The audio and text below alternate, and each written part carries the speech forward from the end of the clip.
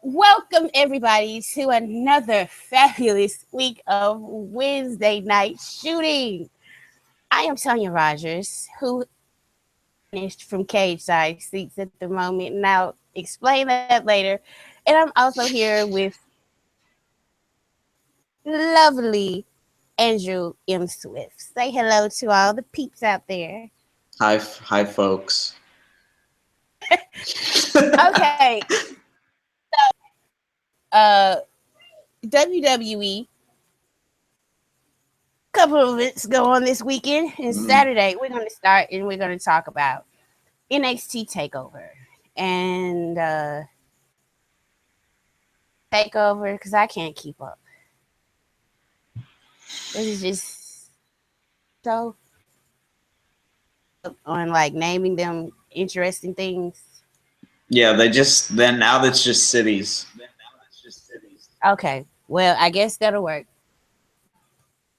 You go ahead and give your thoughts about the overall event. What stood out to you? I watched the show. Saturday night I saw Louis C.K. do a show in DC, so I didn't watch the show until like midnight. I didn't watch Takeover until midnight, and so that was entertaining. Like for some reason, even though the only match I really wanted to watch was the tag match, and I guess the women's championship match. But I sat through the whole thing, and I actually kind of liked the show. I even liked the stuff that I didn't expect to like. Like I enjoyed. Like I'm not really a huge fan of either Dillinger or Rude, but I didn't think their match was great or anything. But I was entertained by it. The Dusty Classic that was bad. It wasn't bad. It was just there. And like, I feel like they want to make that tournament a bigger deal. And neither of those two teams, help elevate the prestige of the tournament. So that was weird. And the whole like Ellering in the shark cage, like I know it's the throwback to the last battle of Atlanta or wherever the hell that was. But I don't know. It was odd, especially because like in the build up, I had like kind of stopped watching the tag team tournament matches. So did I. Like I was the last month or so of NXT, I've been like haven't been watching all the way through. I've been like watching at 8:00 Eastern time, but like watching it not in the live feed, but like the with the uploaded video feed so that I could just kind of skip around. And I mostly avoided all the Dusty matches because I just didn't care. It's partially because spoilers, like I knew everything that was going to happen. But usually I don't have an issue with that. Usually that's fine. So this tournament, like, after like the first round, nothing really grabbed me in it, and I don't think that's a good sign. Well, see, this is the thing.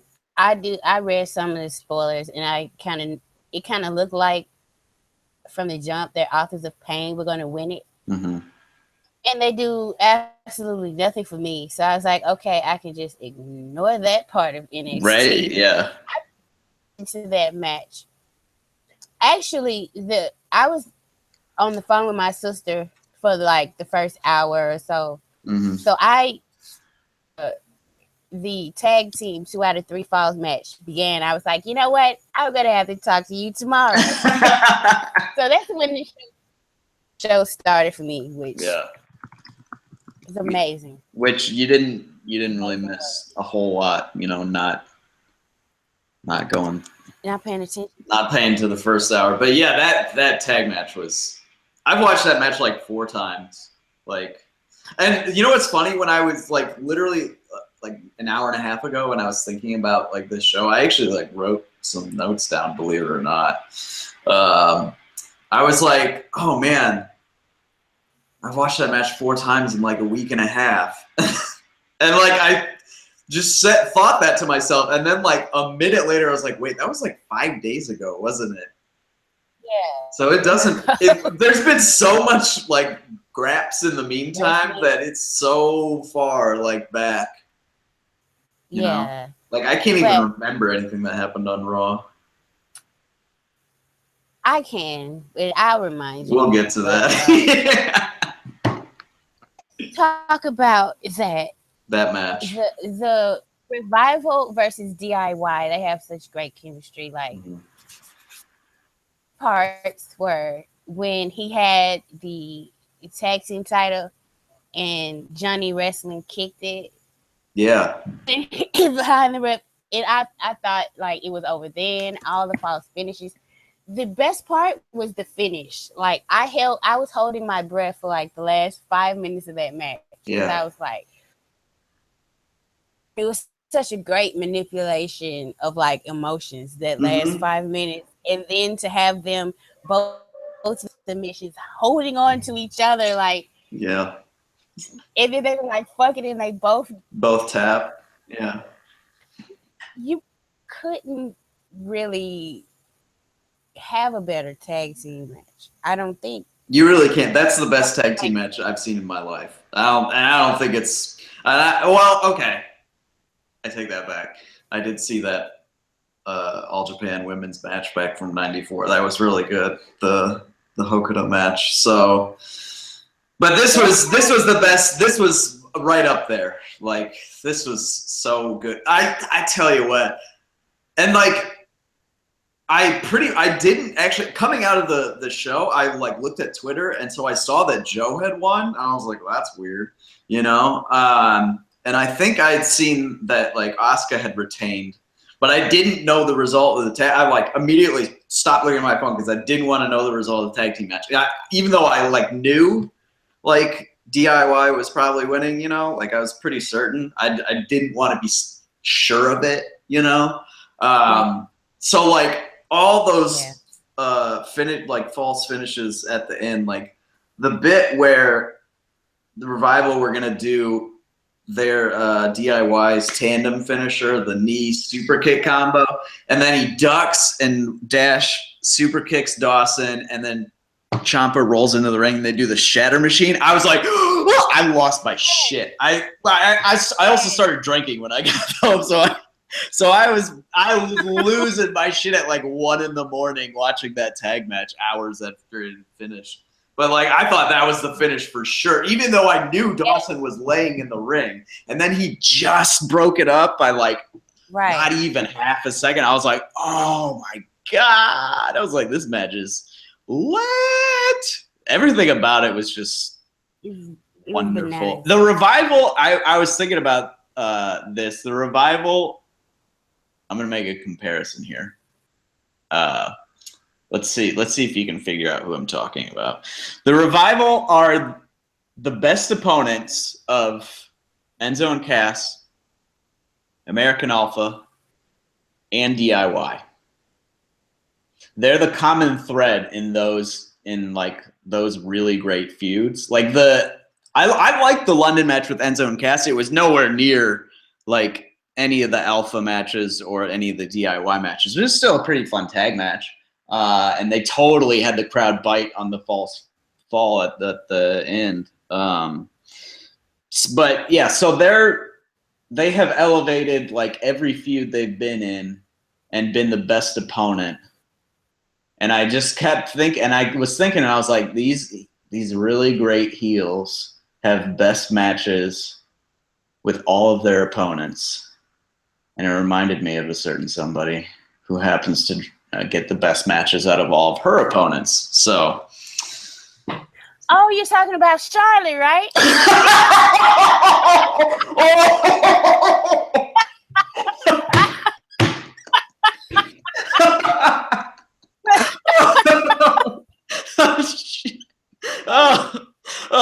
We did. That was not planned, folks. That was not.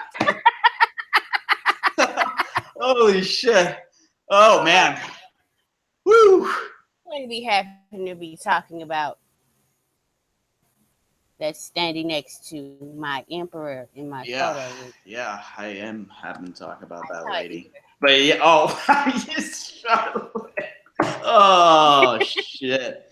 Woo! No, I had No, I literally I could talk about that tag match for an hour, but for sure, yeah. Oscar versus Mickey James. Mm-hmm. Now, the smart when like everybody, oh, Trish was the best. Everybody loved Trish out, and when people say that Trish Stratus was universally loved during her run, they because she wasn't. There was a point where it was all Trish all the time, Trish, Mm-hmm. and she was fine, but some of us wanted something different. And then in came Mickey James. She like that match she had with Oscar.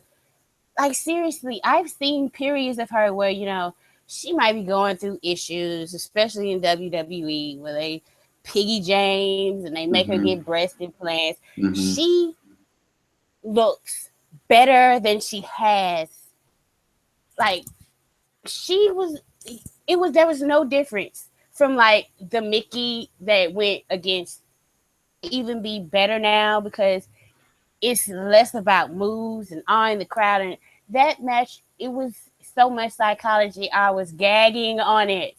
Mm-hmm. Like I was just like, oh my goodness. And I love the fact that Mickey, it wasn't like a squash. Oscar wasn't like a beast just beating down Mickey. Mickey was like, she was doing her little reversals and Mickey would reverse her ass back. Like, it was almost like, I am your equal. And Oscar got up and looked at her. She looked right back at her. And oh my God, like those two had.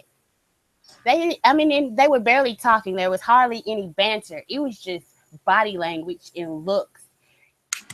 And badass Oscar when she got on the ropes and was counting with the referee 1, 2. I was like, look at Oscar, show her ass.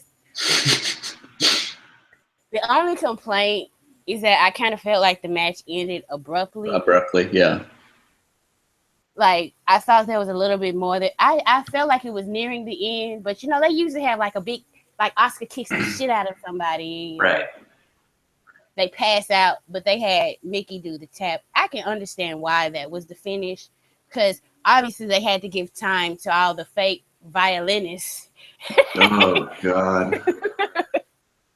What Gino said about that, but when we get to that, but I just loved that match. Yeah,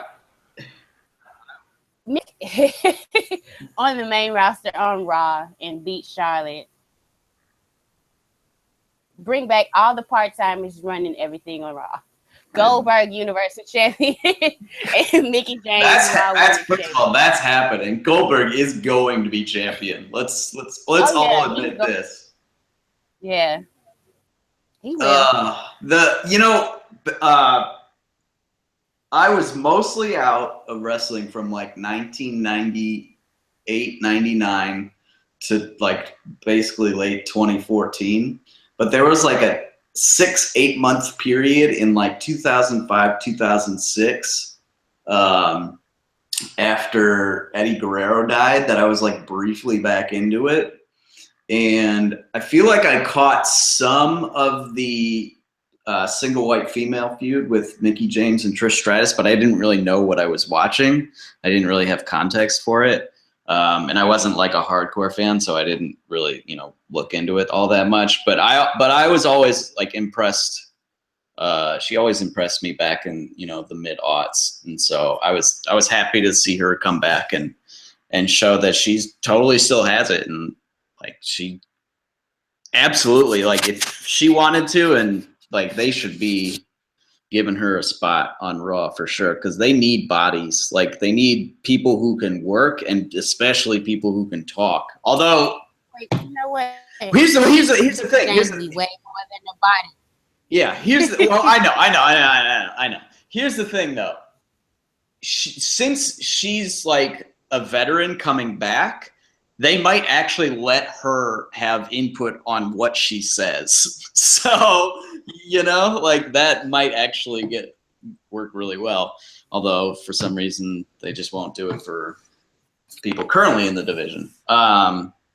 But yeah, so I was I was a huge fan of that match. I hope she comes back and does more stuff. And I've always, even back in the mid-aughts and even still today, I have a massive crush on her. Like, she is just good guy. Yeah. Mickey James. Like, when that stuff started, I was an adult by then. But I was like early 20s. About sexuality and stuff. And I was like, well, Trish may be offended, but she can have a crush on me and be my number one. I like them crazy anyway. I like them crazy. Okay, so we're all thinking Ember Moon, who just like, I was the first one when I was like, you know what? If they just let her wear the red contacts and not try to say she's mysterious and just have her come out be an ass kicker. That's because she fucking wants to. That's why. That way. But it's been such a drag. I think she could be like the next name. Yeah. They have to have something about her. Like, even not necessarily like a super drawn out story, but a like defined character. Like, we don't know who she is, She's mysterious. Like that's not a good character. That's a character trait. Yeah, it's a good character trait, but like as the sole like basis, you need more than that, Crow Sting was mysterious. Yeah, well, Crow Sting had like 2 decades behind him of a career, so that's a little bit different. Yeah, so they had enough time to like. They could have had a story with her and Mandy. Yeah. Got over. I don't know what happened with that. Yeah, it's a mystery. I mean, right now they're focusing really hard on the Icons versus Liv plus whoever, which is interesting. I don't know if like it's strange that they're not putting Ember into her own like feud and like building her character through that sort of thing. So I don't know. But you think she's going to be the next challenger at like the Rumble in like 2 months?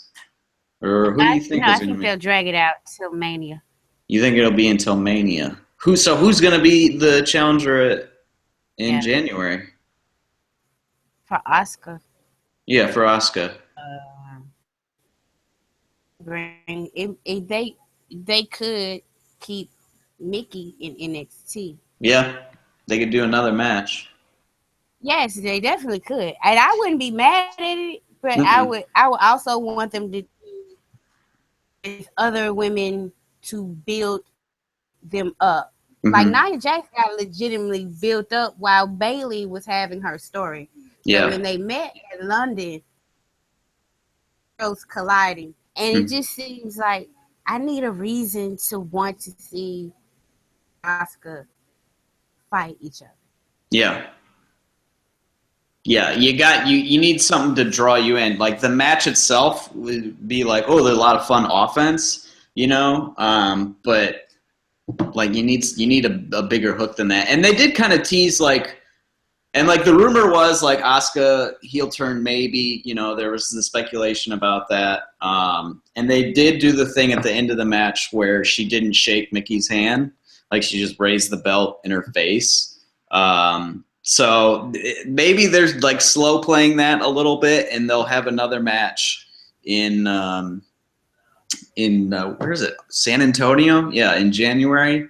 And then they'll do like a full heel turn for Asuka there. But because I would like to see, all right, so for a very long time in the NXT women's division, it's been like on takeovers, lots of face women's championship matches. Like Asuka Mickey is face.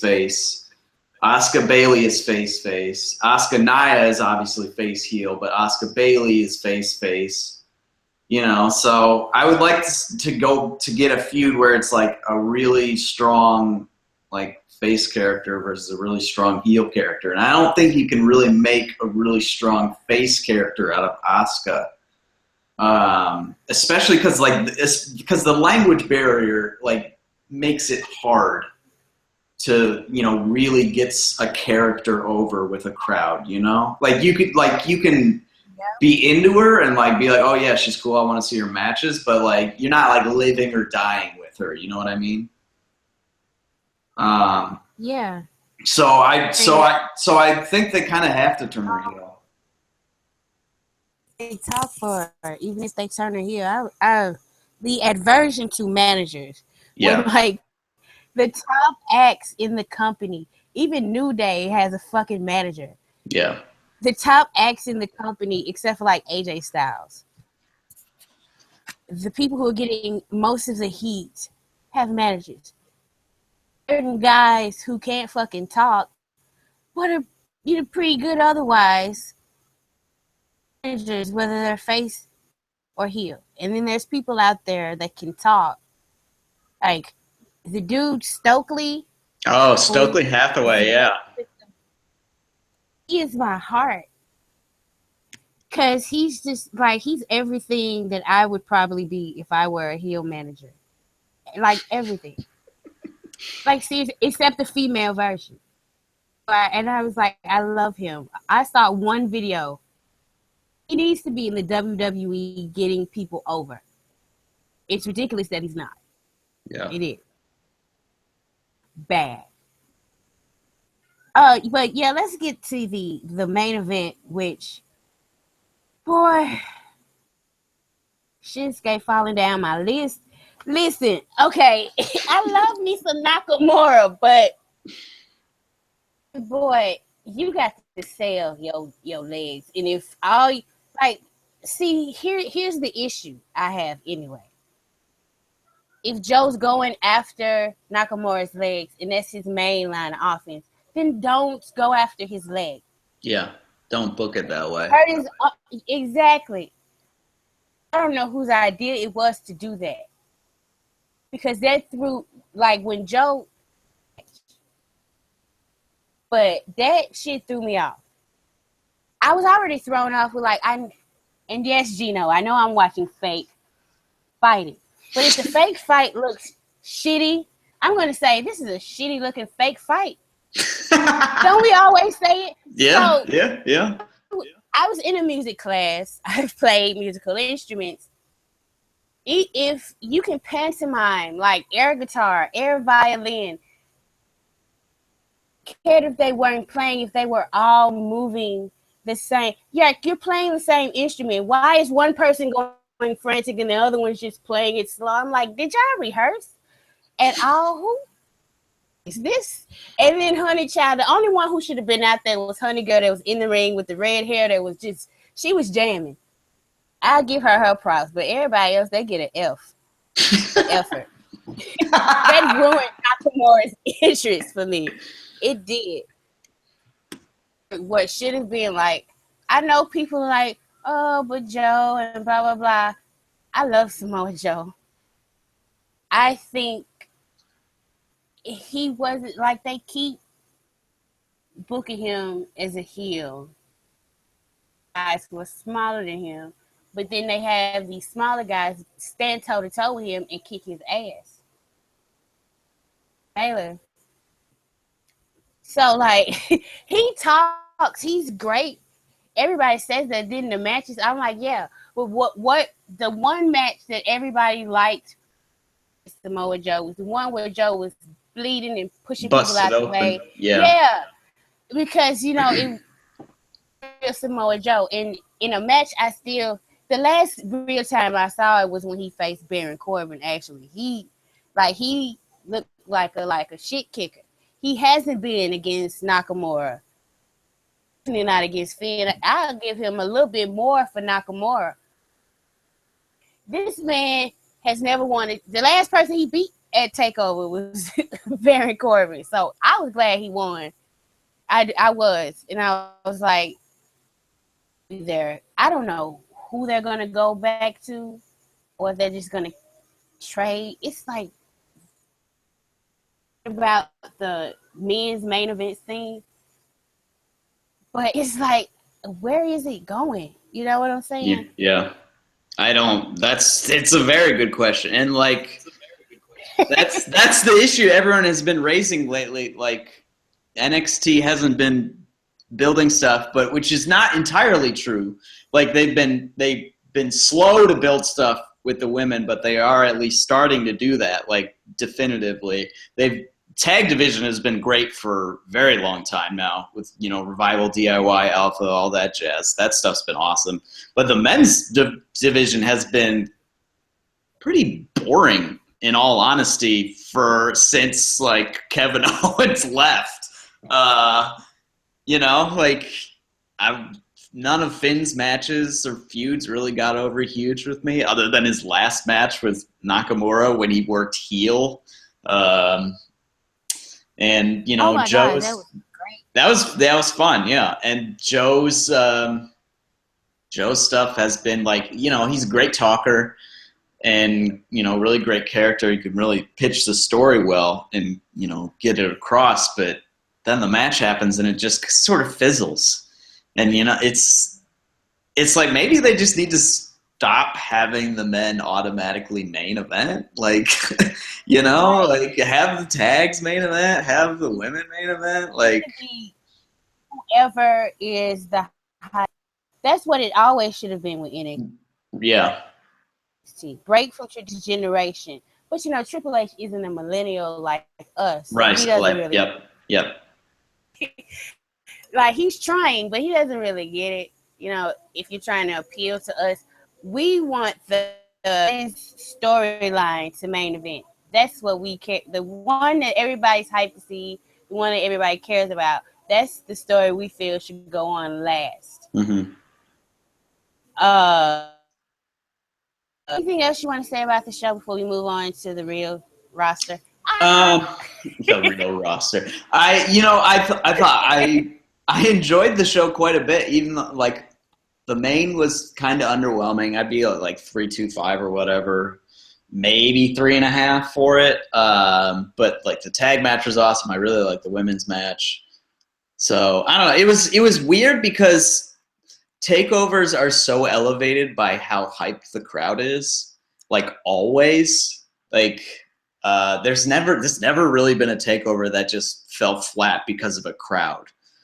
Crowds always elevate, like even mediocre matches, even like Rude, like Dillinger got over big because the crowd was like super hyped for it.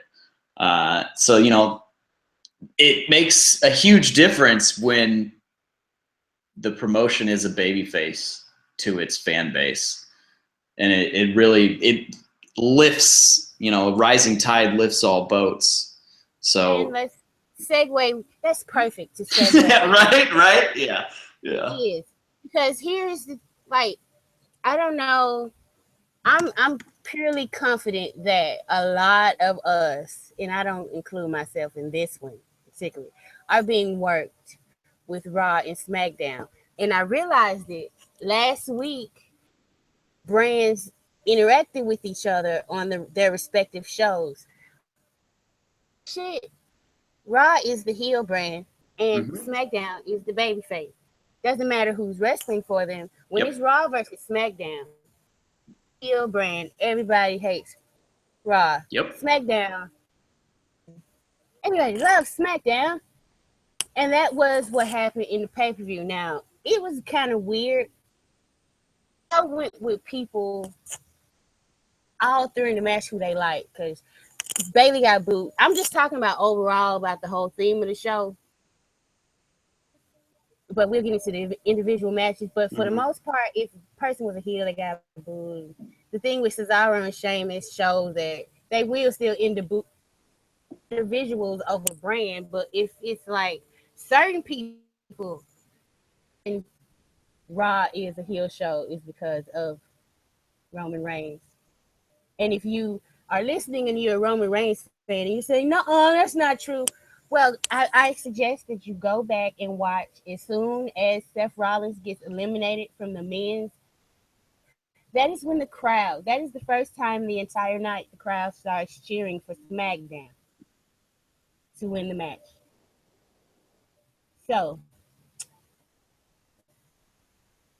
Yeah. and let's break down the individual matches. First of all, we're gonna have to talk about the main event. How about that? All I said was nah, son. No. Brock Lesnar got squashed. It's on video. There's video evidence. That was mind blowing. Like, I don't know. It's funny because I was like, it was great. Like, it was great. Like, I know the complaints like you didn't give it to like a young guy or whatever, but you know what?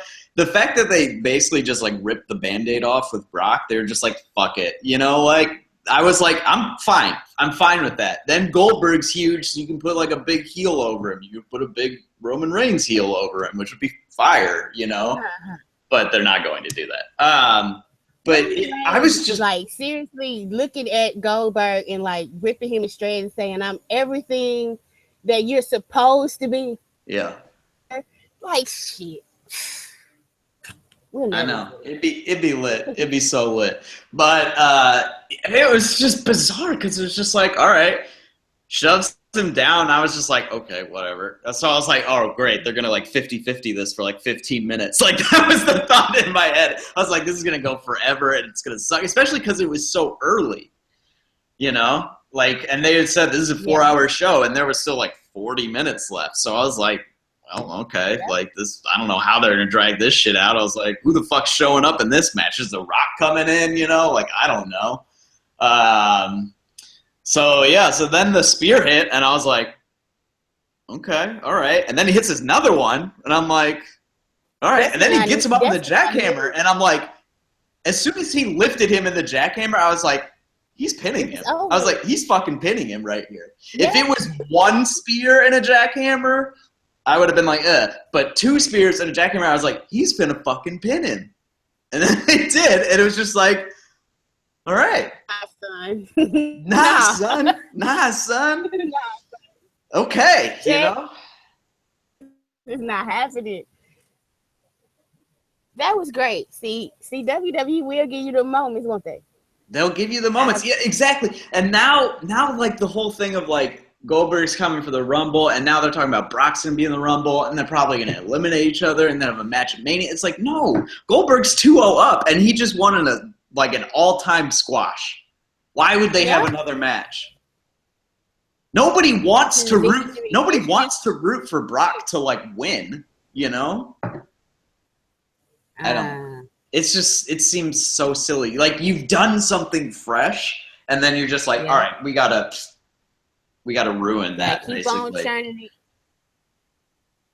it. So like even when they do something really well, like they can't get out of their own way sometimes, you know. Yeah, but let's talk about Mania. If it's title involved, and what does that mean for Kevin Owens? I don't know what the hell is going to happen with Kevin Owens. I have no idea. Like, he's going to be in some match. That's all I have. I don't know. Is Jericho still going to be around? I thought Jericho was like leaving or something. I don't know. I have absolutely no. He's probably going to be. Who knows about Jericho? He's so over. Him and that list is so freaking over. That stupid fucking list. Okay. We can go backwards. Let's talk about that stupid fucking list. Yeah. And okay, see, this was the main event, but this is my favorite match for personal reasons. Because 2 people that I got what was coming to their ass. James Ellsworth. And by the way, I'm starting to see where they're going with Braun Strowman. Oh, I don't think he performed. Like they calling my boy reckless, but he the one tossing AJ Styles out the ring and almost hit his head on the apron. I was like, damn. Okay. that's just because AJ's gonna AJ though. Like his bumps he takes, like he deliberately takes these bumps. He's like, I'm gonna make this look as insane as possible. I still didn't like it, but I enjoyed him killing Ellsworth. He just took him and tossed him through the damn table. I was like, yeah. I was rooting for Team Raw. Seriously. I wasn't really rooting for anybody in that match. Up until the end. Okay, I was rooting for Team Raw for something for KO, but Wyatt won. I'll go with that. Because he needs something. Anything. He needs anything, so I'm cool with that. I also noticed that everybody wore their team colors, their team shirts, except for he had a little strip on the side of his pants. While everybody noticed that Roman had the same one. Nobody said anything about braids. Rollins, of course, with the ugliest collaboration. That was so awful. Who thought you? Seth went up to Makazi and was like, all right, so I got this really great idea. And he's like, let's stitch together my shirt and a Raw shirt. This is going to be really great. And Makazi was probably just like, all right, man. All right, cool. Sure. I was impressed by everybody who was under the age of 40 in that match. Like, they wrestled for almost a fucking hour. It was so long. I know other people didn't like it, but the shame parts I liked because Team Raw is over and over. Capitalized by Roman. Like, okay, some people were claiming they have never seen this spot before, and I was like, you lying. That's the same thing he did to AJ Styles. But Shane McMahon is not fucking AJ Styles. So what happens with somebody who shouldn't be springboarding off something is going to get speared by in his fucking prime? Exactly what happened. Murder, death, kill. I was so hyped for the match after that. Like, I was like, oh, this is dragging on, and Shane's been in the match for fucking ever. Like, I'm tired of looking at this. And then Roman's like, I was like, yeah. Okay.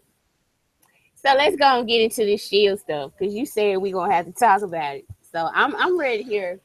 Because I wasn't commenting a lot on the match. I was in the thread, though, and I saw you write, fuck the Shield. I saw that.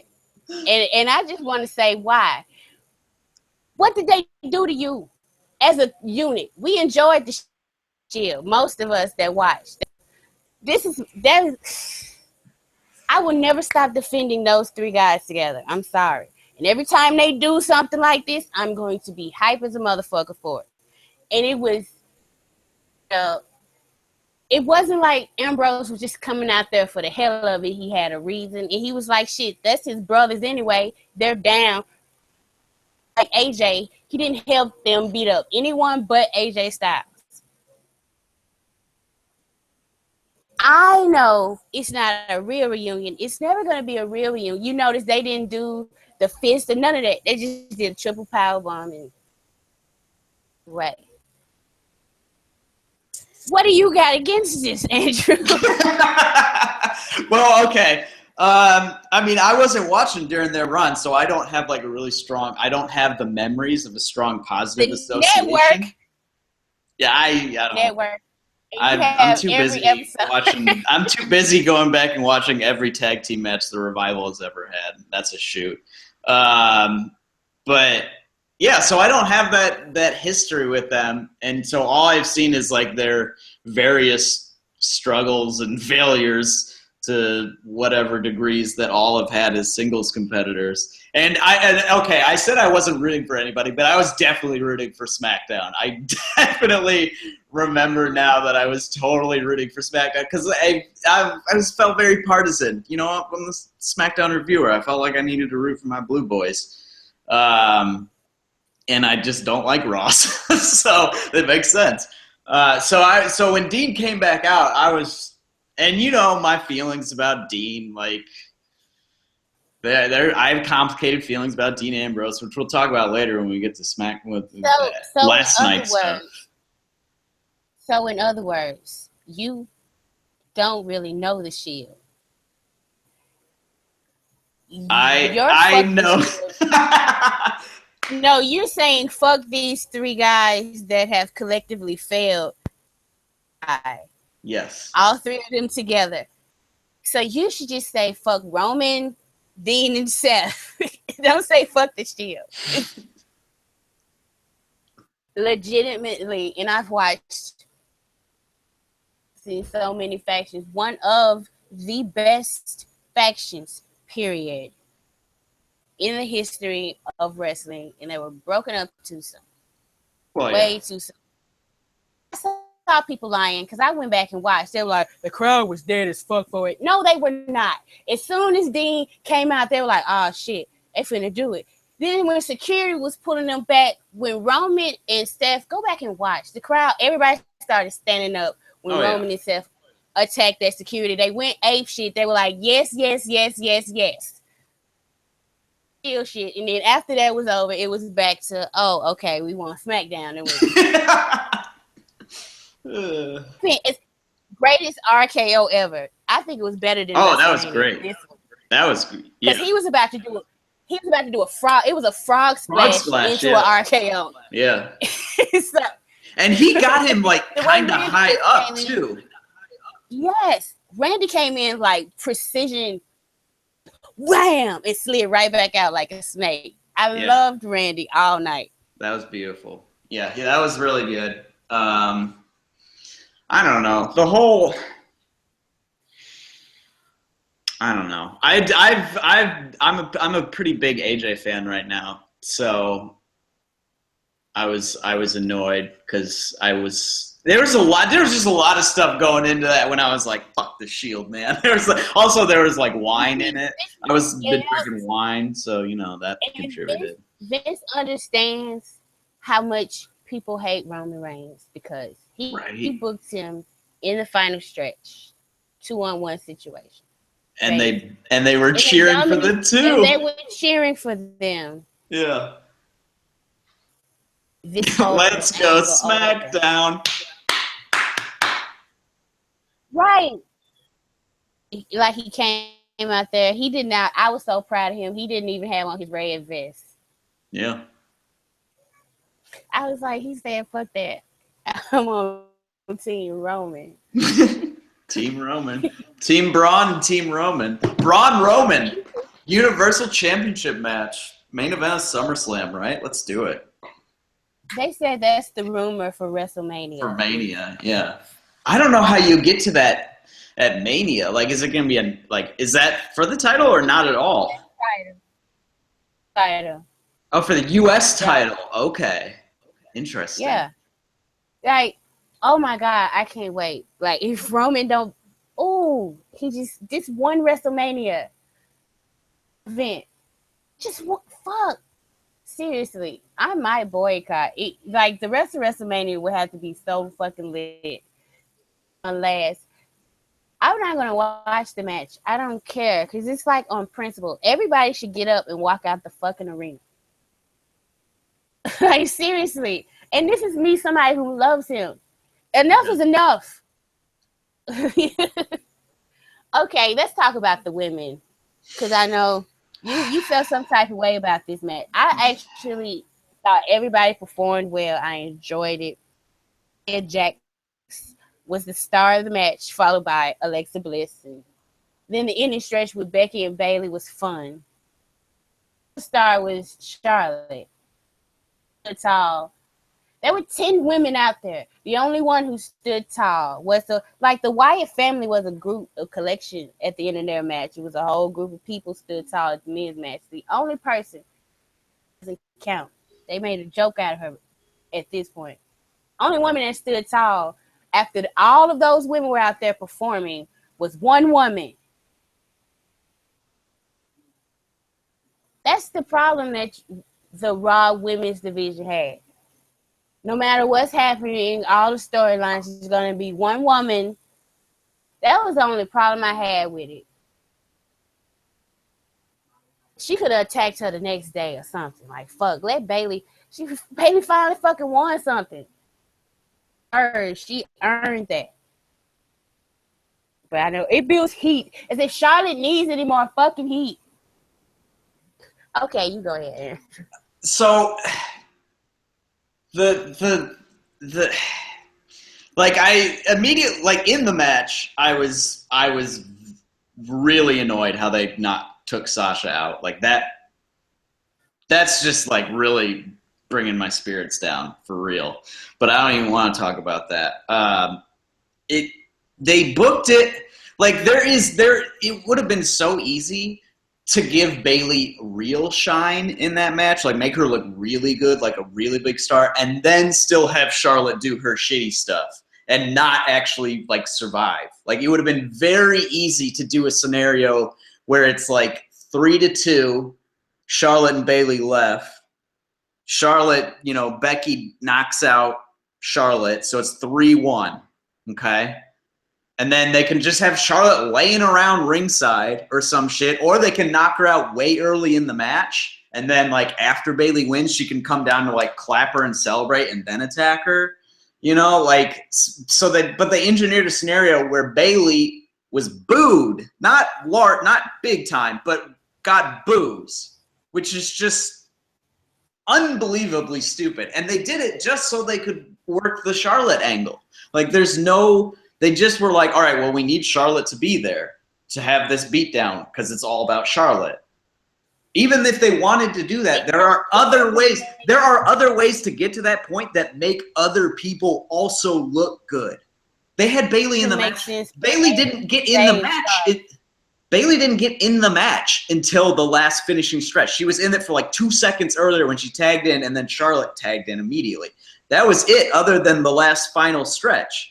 Like, you could have had her been put on like some crazy fighting, babyface comeback 3-1 down performance and like have a huge like reaction to that. But they don't. It was the same thing with like Sasha. It was just like, all right, well, she's not factoring into the finish, so it doesn't matter how we take her out. Yeah. And I was just like, that's so frustrating. It's so frustrating. And I don't know. It is what it is at this point, Like, Alexa got a huge pop when she entered the match, which was awesome to see. I did not expect that at all. The crowd was like, she tagged in, and crowd was like, yeah! And I was like, oh, shit, I didn't... This, right? I was like, I didn't see that shit coming. Like, oh, man, that was great. So that's great. SmackDown's getting folks over, and Raw's not. So, that's what it is. And that's what Daniel Bryan said on Talking Smack, and like in whatever, interviews or whatever, he's like, SmackDown elevates people, and it's true. That's what it's been doing the whole time. And like you say, you can't remember anything that happened on Raw. I know that's not true. I can. But it did. Like, okay. But nothing was like important, I didn't feel like if I wouldn't have seen the episode, I would have missed anything that next week if I watch. Then I'd be like, oh, I don't understand what's going on because I missed last week. That will never happen on Raw because that's just not how it's structured. It is weird. I don't know. Oh, Daniel Bryan killed the Cruiserweights, which, like, everything else from Survivor Series, like, it really was like those were the 3 big matches. Everything else was fine, but, like what I said when we were talking about the swapping titles on the shows, and I was like, they're probably not gonna swap. They're not titles. gonna do it. Yeah. Talking about this shit for no reason. Yeah. WWE, of course. Like we just have Goldberg squash Lesnar, so we don't really have to try that hard. And we're gonna make our main eventers wrestle an hour-long match. Cool.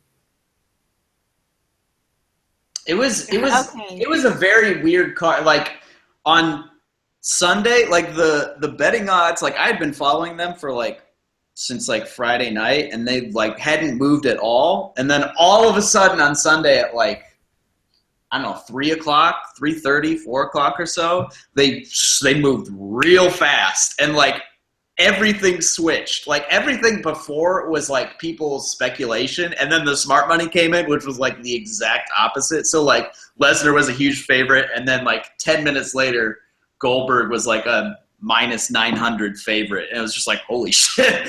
And it's like the same was true with like the SmackDown men's team and Miz Zayn and Kendrick Kalisto, and it's just like, wow, they've booked a show tonight. Like we'll see what's happening, you know.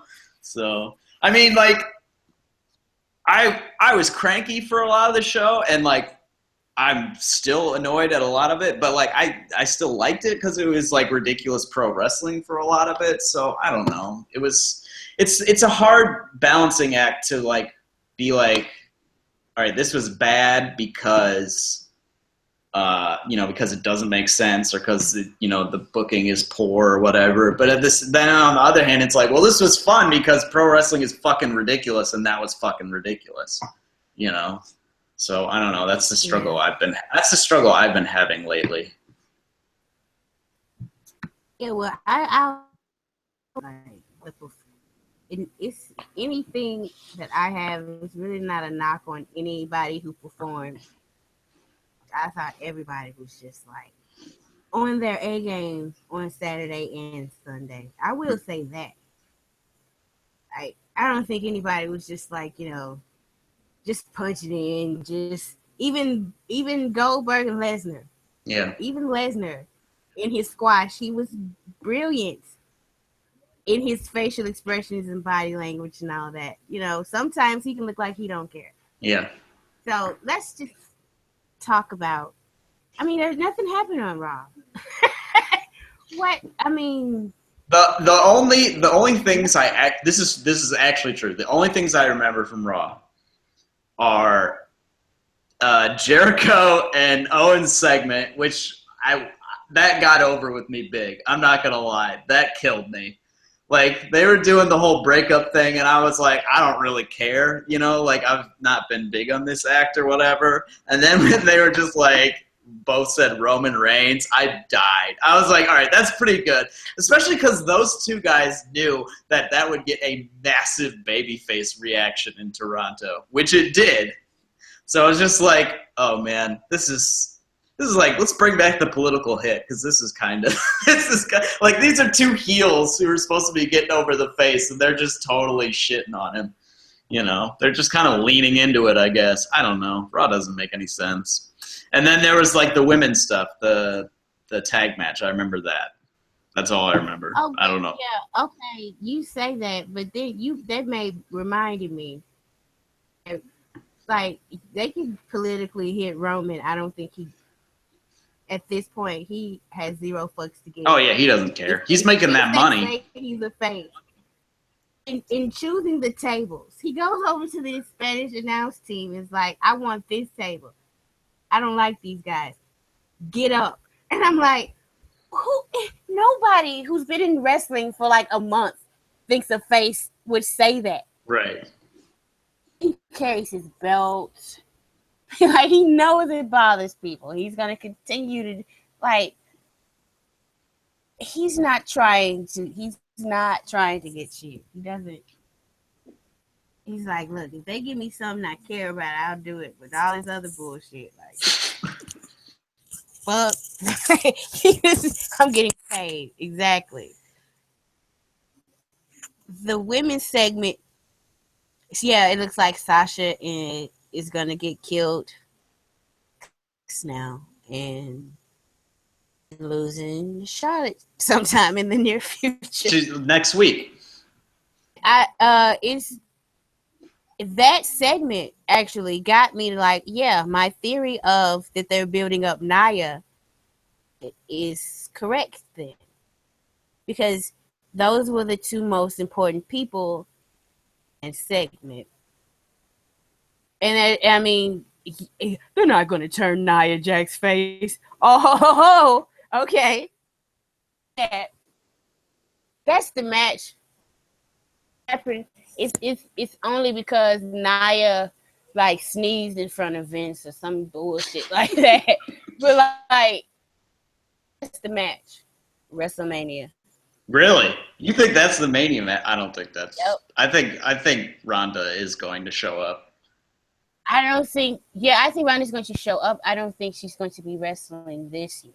She's going to be wrestling. She's a professional. She'd already be training, right? No. It's December. Has anybody heard rumors that she's training for him? I have no idea. I just... believe that rumor. I'll believe it when it happens. When it happens, if they book Ronda Rousey versus Charlotte, then everybody, I don't know how they're going to feel, because Ronda Rousey is going to squash Charlotte. She is going to be like, Charlotte's going to beat Ronda Rousey. No, she's not. Are you kidding me? It's how badly Vince wants to be in the press. He's going to beat Ronda Rousey, sure. Yeah. Sure he is.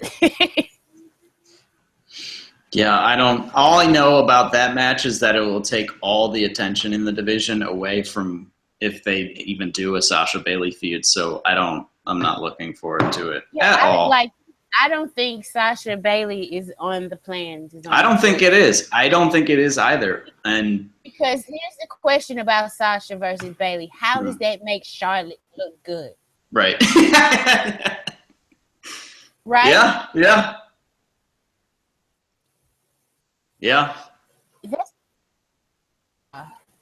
Maybe they'll have Charlotte. Maybe here's a thought. Here's a sadistic thought that just ran through my head. Maybe they'll have Charlotte squash Bailey at Roadblock or whatever, and then at the Rumble, Charlotte gets bored and vacates the title.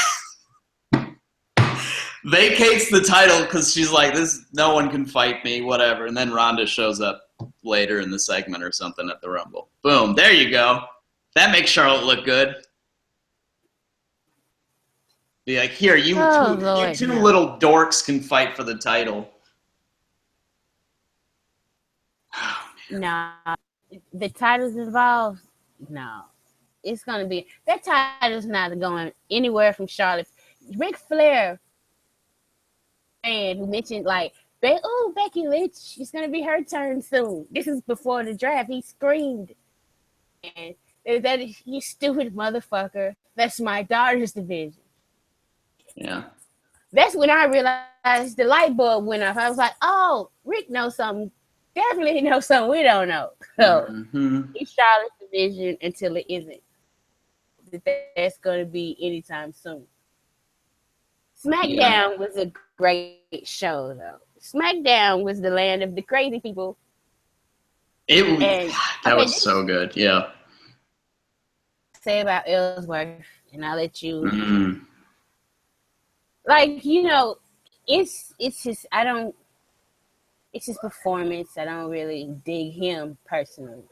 The story of this loser who's pissing off this impossible dickhead champion, and then here's this in this angle to me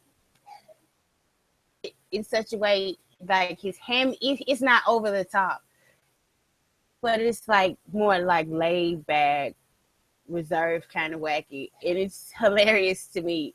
And if it gets Dean over, cool, keep him around. Like, some people are a little too vicious with James Ellsworth. Like, the man is living his dream. That's why I kind of like, just say I don't like him. People be going, like, he is dividing the wrestling community. Yeah. AJ Styles again, like, it's a fluke. Should be able to lose as the champion in 100 fluke matches, because they're not legitimate. And everybody knows this guy is not legitimately pinning. Ambrose is clearly cheating for this man every single time. Like, Ambrose even telegraphed that he was going to interfere in the ladder match because Shane kicked him out, and he kept coming back. He kept coming back every time, yeah.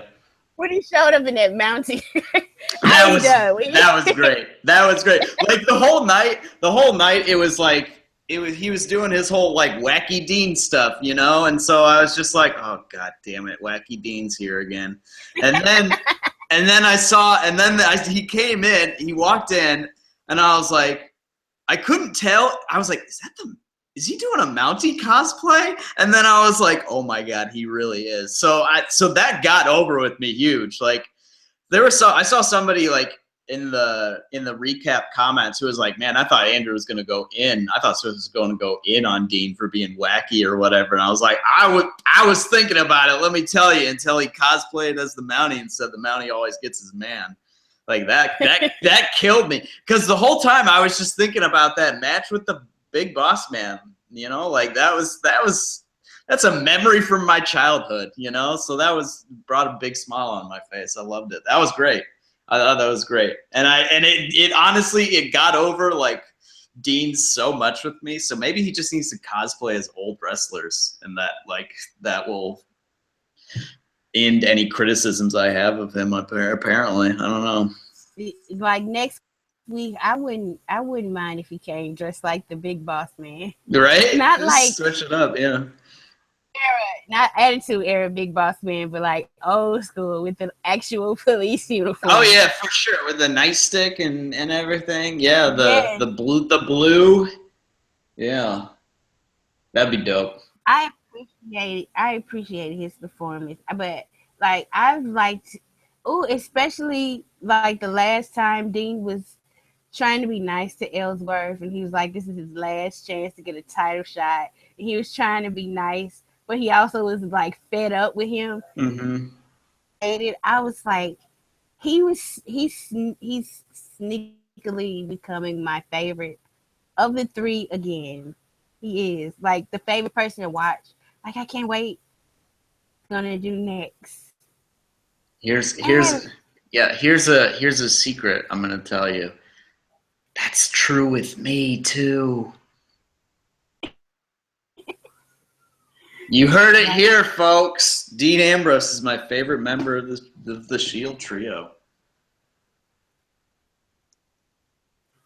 You know, I always love Roman. I look forward to his matches, but like, when there's a storyline and somebody's in the ring talking about him, all I feel is dread, because I'm like, yeah, the script is so wrong.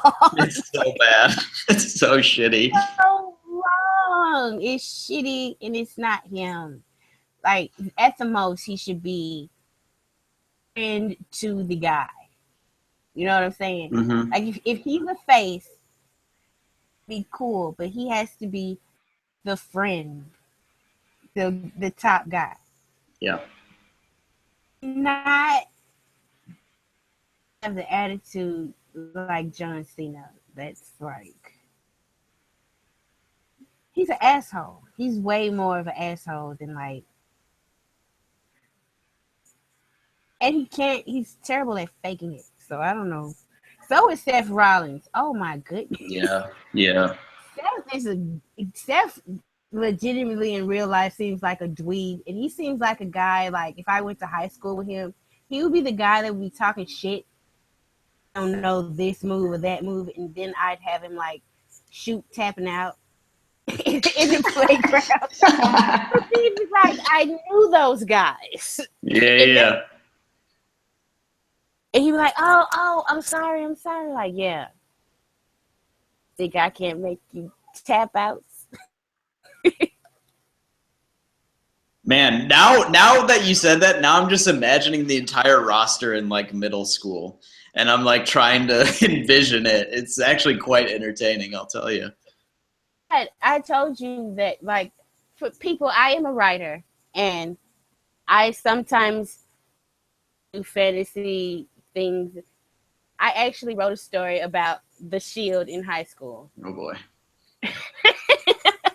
Oh boy. It was something else. It was Dean Ambrose. So he was like he lived on his own trailer out by himself, and like the job, like his family was putting so much pressure on him, but he just wanted to hang out with like the rejects, which were Dean and Seth.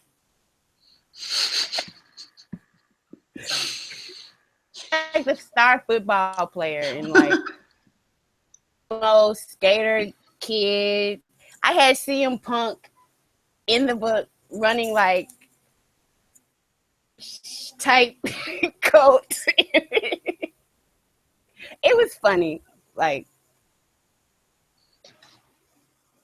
I have no words for that. What were you even talking about? SmackDown. SmackDown was good. That was good. Dean was good. James Ellsworth, I'm kind of over. Like with you, like it's I see that he's a useful plot device, and he remains inexplicably super over with live crowds, which is good. You know, it's fine if I don't necessarily love that, because the fact that the crowd is so hyped for it and like so excited, like again, that it rising tide, you know, if something is exciting on the show, even if it isn't personally appealing to you, other things on the show are going to seem more lit. Yeah.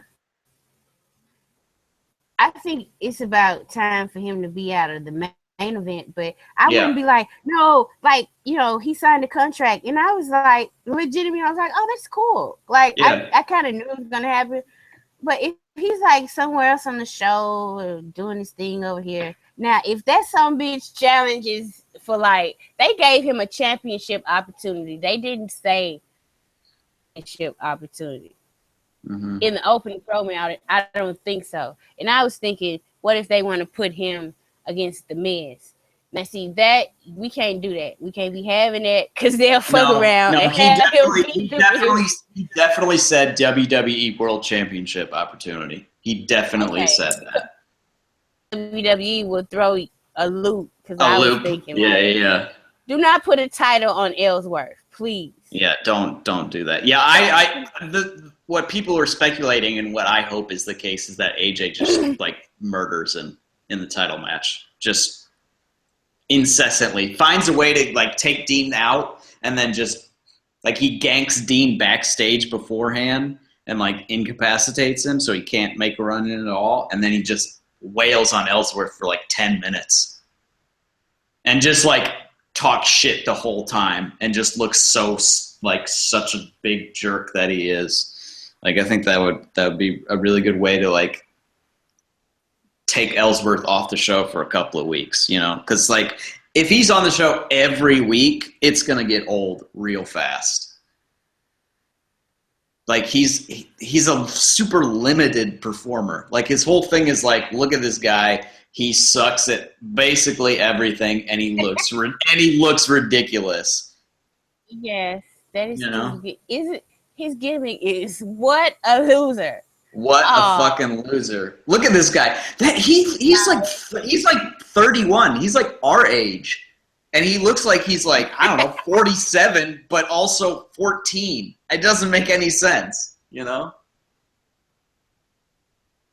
Damn, Andrew. No, that's a shoot right there. I still think Vince McMahon is just getting the wrong kind of giggles out of. Oh, he's loving the shit out of it. No doubt about it. He's like, look at this guy. He's probably feeding JBL those lines. Right? Like, seriously. That makes perfect sense, actually, because JBL be killing him. JBL is killing it. First of all, which is really entertaining. I'm not going to lie. JBL's been really good of late with Ellsworth stuff. Has. Especially with the Ellsworth stuff. But even like as a whole, he's been pretty good. I remember I think it was a pay-per-view. in SmackDown, he told Mario he was talking too much. Oh, I didn't even hear that. I didn't even hear that. Okay, why do you finish so one of us can get a word in? Wait, that kind of sounds vaguely accurate. Yeah. It's like, damn. Why is Tom Phillips on commentary? That is the most bewildering thing. He's just sitting there. It reminds me of like when I'm at a party and I'm like, okay, I need to make an exit. I don't want to be here anymore, but I've like had a little too much to drink, so I'm not really thinking it through about how I'm going to go through with this. So then I just sit there and I'm like, how do I get out of this? How do I get out of this? How do I get out of this? And then I'm like, fuck, I'm just going to leave. I'm just going to get out. But like Tom Phelps just sits there for 2 hours. Like that's what he does. He's just like, well, I'm here. And then like every like 20 minutes he says 2 sentences and I'm like, who the fuck is that? Like I haven't heard that voice. Oh, it's Tom Phillips. The hell is he doing there? Yeah, it doesn't. I don't understand what his role is. I don't understand why he's there. It doesn't make any sense at all. I don't know. It's very strange. It's very strange. The best I can gather is that he's there to actually, in person, cue to David Otunga when to say what's written for him. Yeah, maybe. It's possible. Talking in the headset isn't doing the job. No. Otunga's terrible. He's really bad. And oh my God, it was so... He had the nerve to come after Kevin Owens. Oh, yeah. Kevin Owens said, okay, you found a fan of your commentary. Now you found the one fan. The one fan of your commentary. Let's see if somebody's a fan of you in ring. And I was like, oh, shit. Quit Twitter. Yeah. How you gonna come against Kevin Owens with that? Yeah, that's a mistake. Really, that's a mistake. Like, and the fact that Alexa Bliss got yes. I was gonna bring that up. That she tapped out. Like stupid. They just ran a storyline with the champion and he tapped out, but you can't do that in a triple threat match because 2 people had on a submission hold. Mm-hmm. So how are you coming at Alexa when she knew her foot was on the rope? She can tap if she wants to. That's actually smart because her foot on the ropes. But if she lets go, then that gives Alexa time to recover. Right. A smart heel would think. And then he keep coming, but you tap that, I was like, shut up and go away. Oh, Jesus. Yeah, when she put him Harvard education and that's all you had. I was like, got him. If that's all the evidence you have, you're gonna lose every case. Okay, yeah, one more thing, SmackDown that I noticed. It's like it was weird that the crowd seemed more into heel Usos than American Alpha. Like, it was a weird crowd. I didn't understand the Ottawa crowd. Like, I wish it was in Toronto with the other 3 nights and like keep that crowd because that would have been super lit. That would have been great. But yeah, the Ottawa crowd was strange. I didn't understand the whole like why the Usos were so over, which was weird. I don't know. But maybe it's a sign that maybe it's a sign that they haven't utilized Alpha quite enough. Like they haven't, which maybe is true, but I don't know. We'll see. I still don't think they're not going to beat the Wyatts. The Wyatts are going to win the titles. Oh, poor little American Alpha. And then Alpha will probably win the titles at Mania. Like that seems to be it now. It seems to be like this might be one of those instances, Vince, if he doesn't really want to push somebody, and he is running SmackDown. Yeah. Oh yeah. He sees like he already loves the Anoa'i family. So of course he sees the Usos getting over. Oh yeah, put the belts on them. But no, it's probably pretty much gonna be, and Bray's gonna get something. He's gonna get a championship. I mean, it's not at all like the same dynamic, but Orton as like a tag champ to like another established superstar, like what Rated RKO was. who I wasn't watching at the time, but I've like gone back and watched some of their stuff because I really like Edge a lot. But I like Orton as a tag champ because it seems like a super strong tag team, like in kayfabe, you know, like with huge legitimacy. So anyone beating them gets like a big rub, you know. Yeah, and Luke Harper will not stop staring. He does not trust that motherfucker. This motherfucker jumps on Bray. He just waves. This son, I don't trust him. Yeah. The whole overall show was so fun. I was laughing all day yesterday by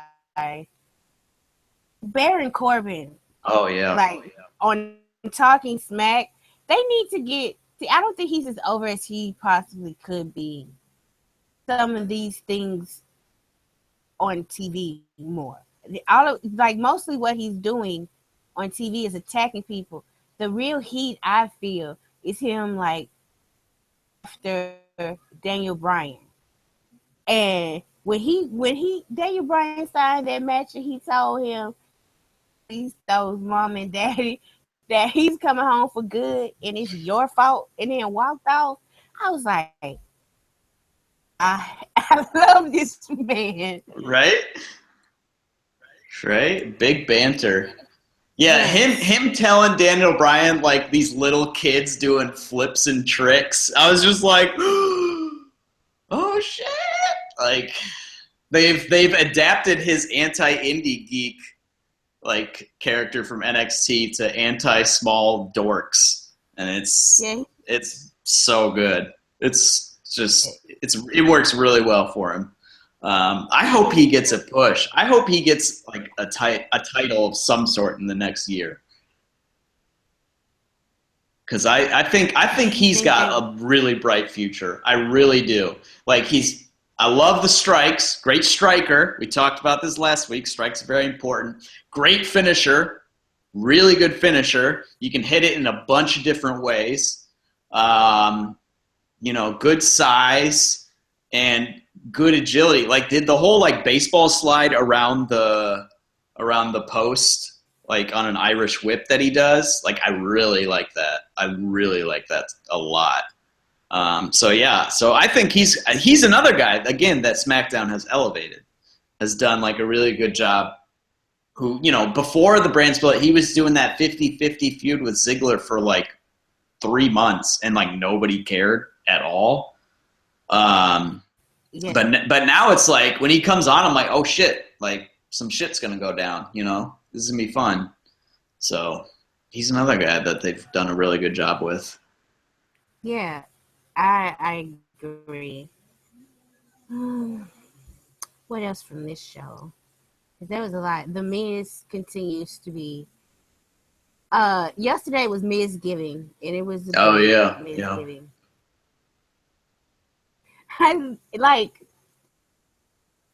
I wonder what is the end game for this whole thing with the Miz. I don't think there is one. Like forever and ever, as long as they're around each other, this is going to be their dynamic. Who, Miz and Brian? Yeah. Yeah. They came in on NXT, and Miz was his pro. Yep. And Brian looked at the Miz and was like, I don't need you. I'm a better wrestler than you. The fact that you're my pro and you're supposed to be mentoring me is a joke. Like, this is the first thing he said to the Miz when he came to the company. They've been feuding for at least 6 years. Yeah. I wonder, I don't think they're going to let Daniel Bryan wrestle. I think the end game is somebody he's going to pick somebody to come in and shut the Miz up. I wonder who it's going to be. I don't know. I mean, this is a mystery. I have no idea. So here's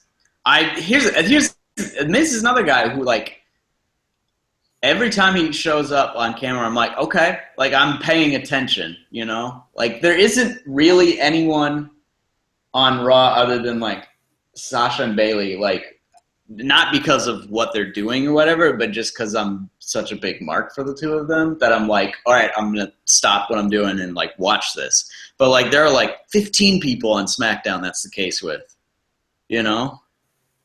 It like somehow Natalia is one of them now. Like every time Natty's on the screen, I'm like, oh shit. You know what's funny? You know what's hilarious? I didn't even get the pun in like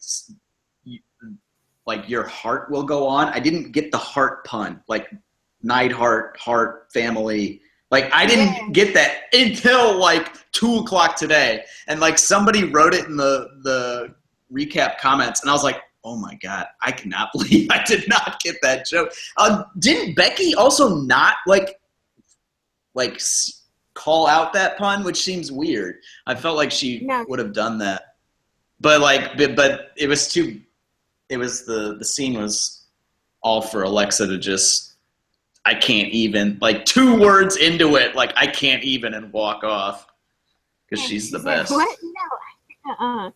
She was snapping. She could not do it again. No. Again. Yeah, that whole backstage bit with Alexa showing up. Well, Daniel Bryan and Shane talking. Alexa showing up.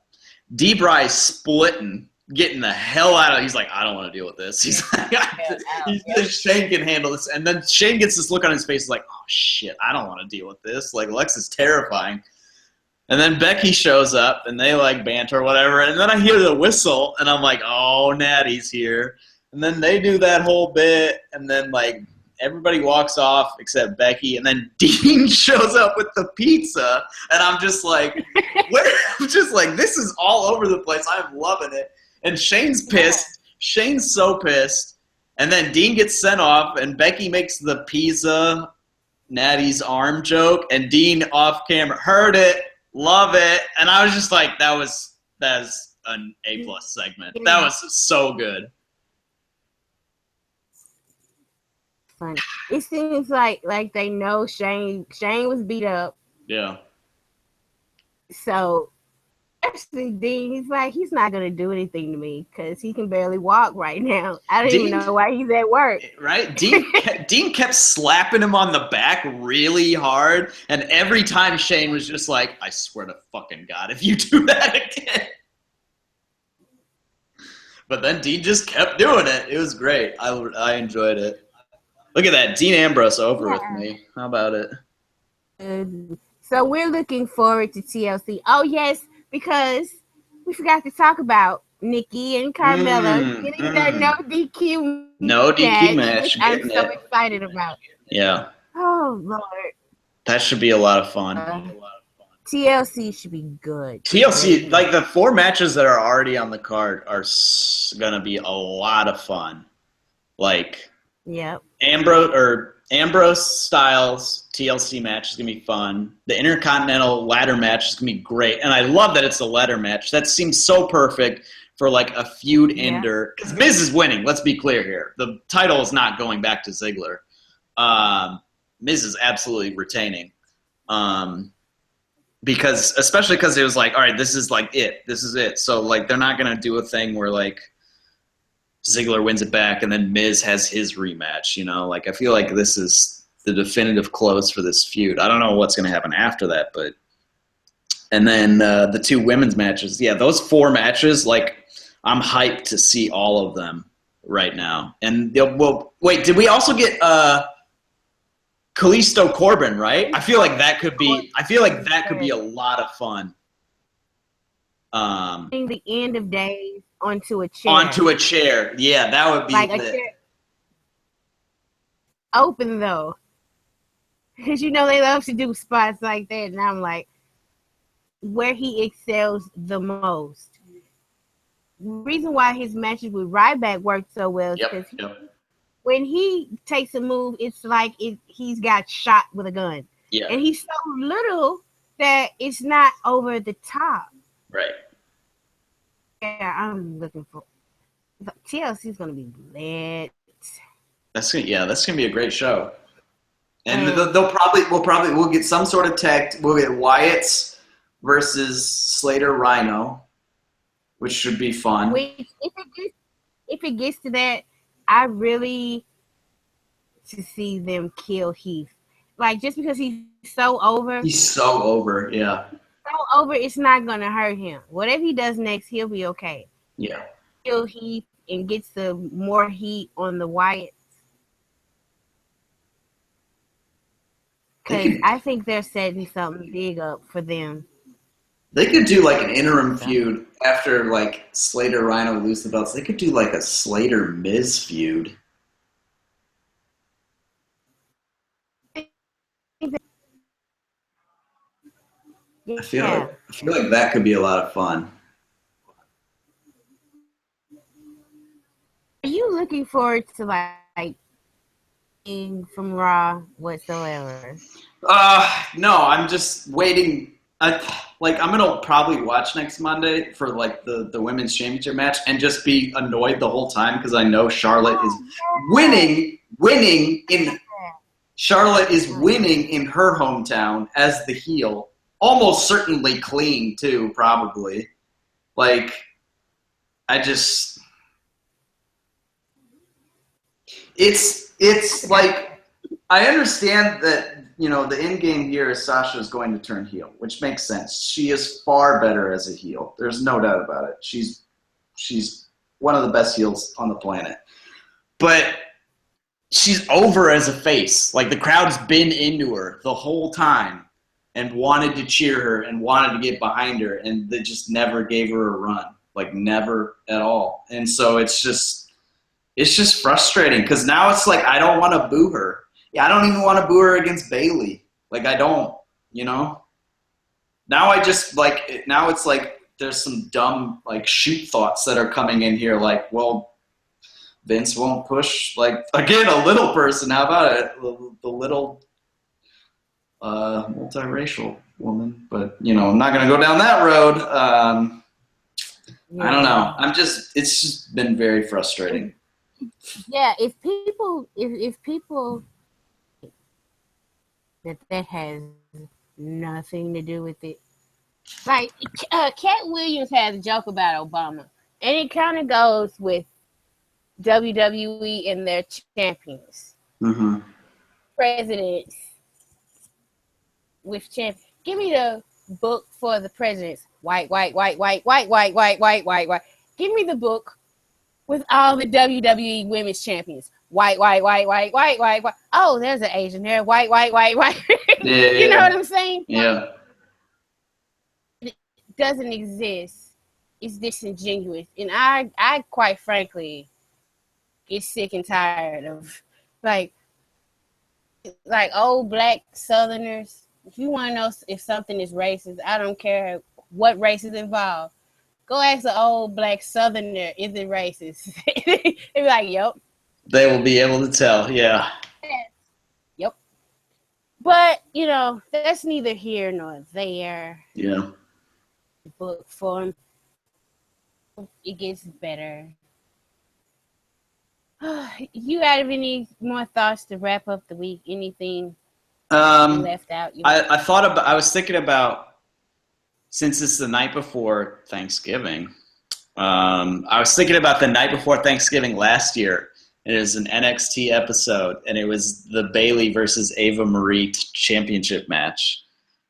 And so I went back and watched that before NXT tonight, and man, that was such a hoot. People were so freaked out about that. It is so entertaining.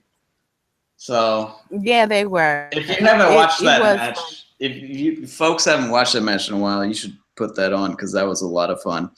And then NXT tonight, they showed the bit where Billie Kay and Peyton Royce approached Daria backstage to like ask her to be the partner. And I mean, of course I did. But Billie and Peyton in that segment were so good because they were just like tentative. Like they're the mean girls, you know, whatever. But they're still like, it's kind of a front, you know, like it's tentative. So like Daria. And then she turns around and gets in Billie's face. And they're like, we need a partner. And the Peyton kills me. Her line, she says, "Are you interested in the opportunity?" And like the way she says it is just like, oh my God, this is so good. This heel dynamic is just so good. It's just like you think you run shit, but you really don't, you know? So I don't know, just that are you interested in the opportunity? Like oh man. Great stuff. Yep, that's all I have. Just marking out about the icons, you know, like usual. That's good. Well, since it is the day before Thanksgiving, Are we say what we're thankful for? What we're thankful for in wrestling. Okay. I'm thankful that, you know, there's still people who want to do it. Wrestling is a hard fucking business, so I'm thankful for all the men and women who get their ass up and go through it to entertain me. Cage side seats, even though I can't get on the site right now. Yeah, what's that about? You got to figure that out. Andrew, so, you know, we can do this podcast every week. Mm-hmm. Good old cage side. It's, there was a post from Things today in the Daily, which she like went back and watched, was it Survivor Series 2014? It was some pay-per-view from 2014. And she wrote briefly about the women's match in it and how like ridiculous it was and like bad and, you know, still very like old divas, you know, style. And she was just like, you know, there's been a lot of progress made in 2 years. So like, we'll bitch. I mean, we'll bitch because we're wrestling fans. We're gonna bitch about anything. Right. They could have put the title on Sasha from day one, and she'd still have it, and I'd still bitch that they were booking her poorly. That's a shoot. You know, that's a shoot too. So, but like seeing that there has been progress made, a lot of it has been. It's good to see. You know, and it took way too long, but, you know, better late than never, I guess. So, I don't know. That and I'm thankful for the cage side community who, you know, remain the best damn wrestling community on the internet simply because everyone comes at it from their own perspective, and for the most part, I mean, like there's some feuds, whatever, in the comments section, but for the most part, people are interested in hearing what others have to say, and that's great. I'm really happy that I stumbled upon this place. So thanks to Sean and Gino cultivating this great community, and just want to let everybody know. You guys listening to this show, want you to have a happy Thanksgiving, and we will see you next week. Bye. Bye.